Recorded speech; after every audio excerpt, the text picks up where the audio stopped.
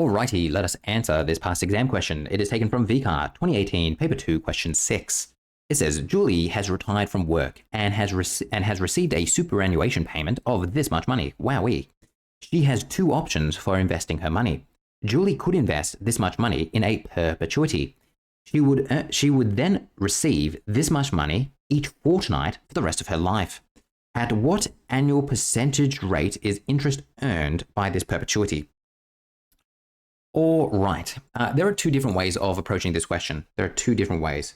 So I'm going to say way number 1 and way number 2. Probably the way that I would recommend you answer it is by using your finance solver. So let's go through that way first, but then we'll go through another way as well. So if we're using our finance solver, let me just zoom in here and just remind ourselves of what we put into our finance solver. It's good just to write this down so you've got it in your notes. But obviously, you would not do this in the test. You would not write this down in the test or an exam or a SAC or anything. You wouldn't write this down. This is simply because I want you to have this in your notes so you can refer back to it later. But please do not do this in the SAC or exam. So what we're doing right now, writing it out, you would not do in a SAC or exam. This will be P. I'm going to call it PCPY because we're running out of room there.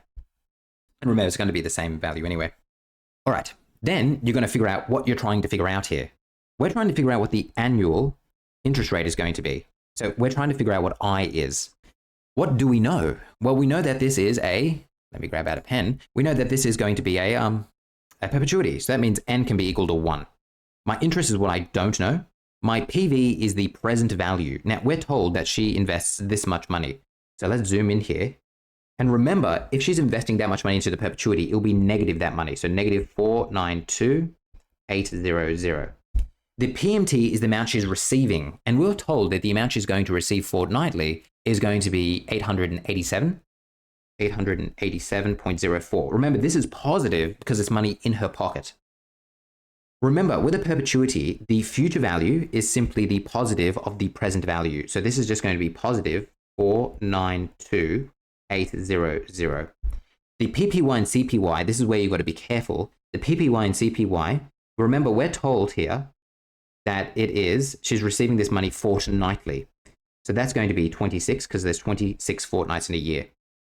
And now with this, we can figure it out. So remember, let's just pretend we didn't write that down. The way that I would approach this in an exam or a SAC situation is I would read this and I would immediately just open up my finance solver. I read the word perpetuity, so I would put 1. I recognize that I'm trying to figure out the interest, so I leave that blank. My present value is going to be negative 492,800. It's negative because it's the money I'm putting into the perpetuity. The PMT is the amount that's paying out. It's positive 887.04. It's positive because it's money coming into my pocket.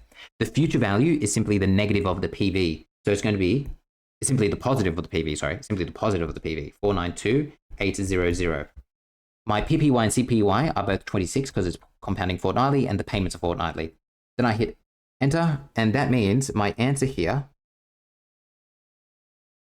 that's an ugly arrow. Can I try that again? My answer here is going to be 4.68. That is going to be my answer. So the answer will be 4.68%. That's going to be the annual percentage interest rate. There's another way to do this. The other way to do this is, if I come over here, is to use the formula. And it's important to understand this as well, because sometimes this will be helpful to do. The other way to do this is to use your formula, knowing that for perpetuity, the payment is going to be equal to R over N over 100, and then you're going to times that by V of 0. All right, so now we just have to know where each of those things are. So V of 0 is the initial amount you put in. It's going to be that. My R is what I don't know, right? It's the percentage rate of interest. N is the fact that it's compounding fortnightly, or I'm receiving it fortnightly as well. I'm receiving this payment fortnightly. So N is equal to 26. D is equal to 887.04 because it's the amount that I'm being paid. So now I can just plug all that information in. So this will be 887.04 is equal to, R is what I don't know. Let me zoom in here because it's going to get a bit tight. I'm going to go R, I don't know. N was 26 because it's fortnightly over 100. And then V of 0, we said was going to be 492,800. And now I simply need to solve for R. Solve R. If I do that, what is R going to be? Well, I'll come out here and I'm going to go menu 3.1. I'm going to go 887.04 is equal to control divide R divided by 26 over 100.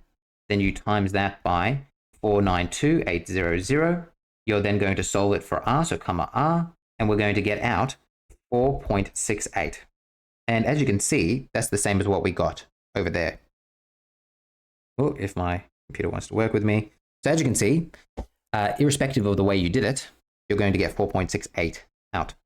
So that represents the annual interest rate, So therefore, my answer will be 4.68% per annum. Cool, that's how to do it. Let's now look at the examiner's report and see how many people got this correct. Not that well done. As you can see, only 41% of the state were able to answer this successfully. The answer was 4.68%, which is what we got either way. Let's now read how people messed this up. All right. It says a common error was 0.18%, which did not account for the fortnightly payments. Perpetuities were an area that requires improvement for many students. So it seems that a lot of people got this wrong because they didn't take into account the fact that we have fortnightly payments. So what that means is that, if they did it option 2A, they didn't put 26 there. They must have just left it as 1. And you get 0.18. And if we're to think about it using our finance solver, it probably meant what they did is they left PPY and CPY as the default 1. And if you do that, you're going to end up with 0.18, as you can see there. So that was the mistake that people were making. So it's important that as you're going through past exam questions, that you read the examiner's report to see how people messed it up, because then that gives you an insight as to what not to do. So hopefully that makes sense of that question and you feel comfortable with doing it. Just to summarize, I would recommend that you use option 1. And of course, don't write down what we wrote down here. You could literally just write down 4.68 as your answer, because as you can see, it's just 1 mark. And there's no real working out that requires here, unless you were to do it this way, in which case you could show the working out, but in an exam situation, there would only be 1 mark for the answer. Ooh, I'll see you in the next one.